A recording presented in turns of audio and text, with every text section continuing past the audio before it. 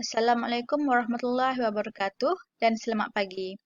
Nama saya Nur Aisyah binti Muhammad Rujuhan dari kelas G6.2 dan pada hari ini saya ingin membuat pembentangan berkenaan refleksi pertengahan praktikum saya. Untuk praktikum fasa pertama, saya telah menjalankan praktikum tersebut di Sekolah Kebangsaan Yaakob Latif 1. Dan dalam pembentangan ini, saya ingin menekankan sedikit sebanyak aspek yang diperlukan untuk merangkumi pengalaman praktikum saya, iaitu yang pertama adalah pengetahuan dan kemahiran yang diaplikasikan di sekolah, pengetahuan dan kemahiran baharu yang diperoleh semasa sesi praktikum, ilmu binaan dan inovasi yang dihasilkan, serta komen dan reaksi saya semasa mengajar di Sekolah Yaakob Latif tersebut. Untuk pengetahuan dan kemahiran pula, saya ingin menekankan bahawa semasa di IPG, saya telah belajar banyak perkara dan antara perkara yang tersebut yang saya berjaya aplikasikan di sekolah adalah beberapa teori pembelajaran serta teknik pengajaran. Iaitu untuk teori pembelajaran pula, saya menggunakan teori hoki-hoki di mana murid berjaya melakukan aktiviti hands-on untuk melatih penggunaan kedua belah otak mereka, iaitu otak sebelah kiri dan otak sebelah kanan. Hal ini kerana aktiviti yang saya berikan kepada murid-murid membantu mereka untuk berfikir dengan lebih rasional ataupun penggunaan otak mereka untuk berfikir secara logik. Dan aktiviti tersebut juga ditekankan dengan penggunaan seni ataupun untuk menyerlahkan bakat mereka dalam bidang abstrak, iaitu murid sendiri perlu memilih warna untuk mewarna aktiviti ataupun mewarna objek yang saya ingin mereka warnakan. Oleh itu, secara tidak langsung murid itu akan didedahkan ataupun akan didorong untuk menggunakan kedua-dua belah otak mereka, bukan salah satu sahaja. Dan untuk teori behaviorisme pula, saya telah membuat peneguhan yang positif kepada murid yang berjaya melengkapkan ataupun yang berjaya menghantar tugasan mereka. Sebagai contoh, saya telah memberikan pemadam comel, pemadam kecil yang berbentuk haiwan kepada mereka yang berjaya menghantar folio mereka kepada saya. Okey, untuk teori kecerdasan pelbagai pula, saya ingin menekankan bahawa terdapat 8 ataupun 7 orang murid dalam kelas saya dan setiap daripada mereka mempunyai tahap kecerdasan yang berlainan, iaitu mungkin ada di antara mereka lebih ataupun lebih senang untuk didorong dengan bahan yang berbentuk visual, audio ataupun kinestetik. Oleh itu, saya cuba untuk menerapkan semua kecerdasan tersebut di dalam satu aktiviti supaya setiap daripada murid yang berada dalam kelas saya dapat take part dalam aktiviti PDP. Okey, yang seterusnya adalah teknik pengajaran yang saya aplikasikan semasa mengajar. Yang pertama sekali ialah saya ingin ataupun saya selalu melaksanakan aktiviti berpusatkan murid, di mana murid itu sendiri perlu berfikir, menyelesaikan soalan ataupun menyelesaikan masalah dan membuat justifikasi kepada jawapan yang telah mereka berikan. Hal ini kerana saya dapat mengenal pasti sama ada murid itu betul-betul faham ataupun tidak dengan konsep ataupun dengan apa yang tajuk yang dipelajari pada hari ini.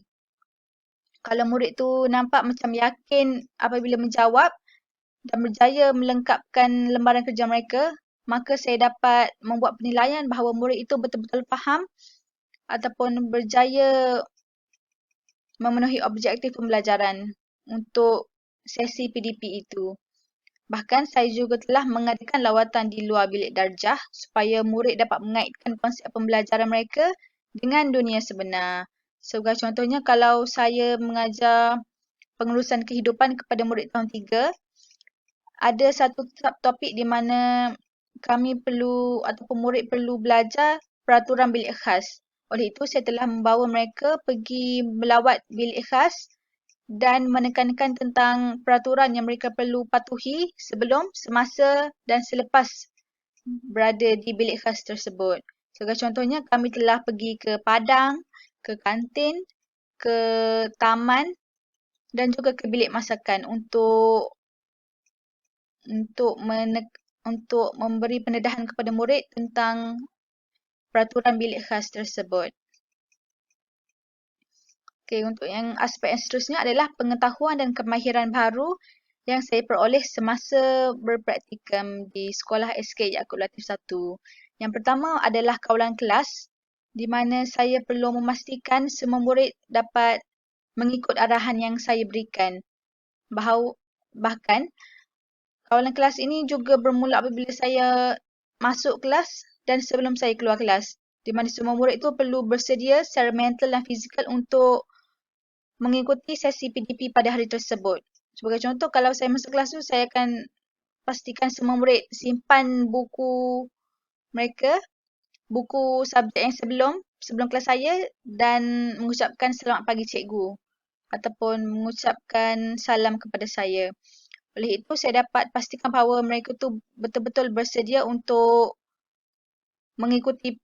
mengikuti sesi PDP pada hari itu. Bahkan saya dapat mengetahui bahawa setiap murid dalam kelas mempunyai tahap penguasaan masing-masing dengan masalah yang tersendiri. Sebagai contoh, ada murid yang macam susah nak dikawal tapi sangat cepat apabila belajar. Ada juga murid yang nampak macam okey je tapi pada hakikatnya mereka tidak mampu menguasai lagi kemahiran yang asas seperti kemahiran membaca dan menulis. Oleh itu, saya dapat membuat keputusan bahawa setiap murid tu ada mempunyai tahap masing-masing dan masalah yang berbeza. Oleh itu, saya sebagai seorang guru perlu menyediakan aktiviti yang bersesuaian dengan tahap penguasaan mereka. Dan pada masa yang sama juga mengawal masalah yang murid itu hadapi. Sebagai contoh, masalah tingkah laku murid. Okey, untuk kemahiran yang seterusnya adalah saya dapat belajar ataupun dapat meningkatkan kemahiran saya untuk berkomunikasi dengan sopan, baik dan berkesan kepada semua warga sekolah ataupun dengan semua warga sekolah. Sebagai contoh, saya belajar tentang cara untuk berkomunikasi dengan guru, pihak pentadbir, murid itu sendiri, ibu bapa dan juga pekerja am yang terdapat di sekolah itu. Okey, pada masa yang sama, saya juga mempunyai kemahiran baharu untuk menyediakan pentaksiran yang berbeza kepada murid-murid. Hal ini kerana setiap murid itu mempunyai tahap yang berbeza. Oleh itu, saya perlu mengenal pasti tahap penguasaan mereka dan menyediakan aktiviti ataupun lembaran kerja yang bersesuaian supaya mereka dapat melengkapkan kerja tersebut dalam tempoh masa yang disediakan. Okey, untuk aspek yang ketiga pula, kita lihat pula kepada ilmu dan binaan inovasi yang telah saya hasilkan. Dan inovasi yang telah saya pilih adalah Flip Plan Book. Hal ini kerana saya mengajar tajuk tumbuhan kepada murid tahun 4 dalam subjek sains. Okey, hal ini kerana Flip Plan Book ni dapat meningkatkan kemahiran murid dalam pelbagai aspek. Sebagai contoh, dalam kemahiran warna, melabel, menggunting dan juga untuk mereka yang boleh menulis dan untuk mereka yang tidak boleh menulis dapat meningkatkan kemahiran menampal mereka. Hal ini kerana untuk mewarna pula, mereka perlu mewarna bahagian tumbuhan itu dengan kemas. Bahkan untuk melabel pula, murid perlu melabel bahagian tumbuhan yang berada dekat sebelah kanan ini dengan tepat. Untuk menggunting pula, murid perlu menggunting bahagian tumbuhan mengikut garis yang saya sediakan. Okey, untuk yang keempat pula, murid perlu menulis ataupun menampal bahagian tumbuhan yang berbeza serta fungsi mereka dekat sebelah dalam. Hal ini kerana murid yang berkefungsian tinggi dapat menulis bahagian dan juga fungsi tumbuhan. Manakala murid yang berkefungsian rendah pula perlu menampal dan perlu menggunting dan menampal label-label yang telah saya sediakan. Okey, yang seterusnya pula adalah kepentingan penggunaan Flip Plan Book ini kepada perkembangan ataupun kepada murid-murid tersebut. Yang pertama adalah dapat melatih kemahiran motor halus mereka kerana mereka perlu mewarna, menulis, menggunting dan juga menampal bahan-bahan yang telah disediakan. Bahkan, Flip Plan Book ini juga menggabungkan beberapa subtopik yang akan saya mengajar ataupun yang saya mengajar kepada mereka. Sebagai contoh, subtopik yang pertama adalah bahagian tumbuhan dan subtopik yang kedua adalah fungsi bahagian tumbuhan tersebut. Bahkan kita juga dapat menggabungkan subtopik lain seperti fungsi ataupun proses tumbuhan seperti respirasi dan juga fotosintesis. Okey, yang selain itu, Flip Plan Book ini juga dapat menarik perhatian murid di mana murid itu mereka rasa seronok apabila mewarna, menggunting, apabila mereka dapat melaksanakan sendiri aktiviti hands-on ini. Bahkan, Flip Plan Book ini juga dapat dilaksanakan dalam tempoh yang singkat kerana saya telah melaksanakan ataupun memodifikasikan cara penggunaan ini untuk murid yang berkefungsian tinggi dan juga berkefungsian rendah. Malahan, komen dan reaksi saya semasa mengajar di sekolah ini adalah saya sedar bahawa murid ini terdiri daripada pelbagai tahap yang berbeza dan mempunyai masalah yang masing-masing. Oleh itu, masalah itu juga efek ataupun memberi kesan kepada pencapaian mereka dari segi akademik.